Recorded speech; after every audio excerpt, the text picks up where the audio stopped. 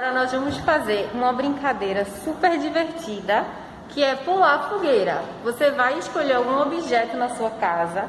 Aqui nós temos essa fogueira improvisada, mas vocês vão fazer a fogueira de vocês em casa e vão pular. Dá uma distância, depois você vai correr e saltar com a perninha bem esticada, o máximo que você conseguir. Tá certo? Vamos lá? Vai! Próxima! Isso! Perninha bem esticada.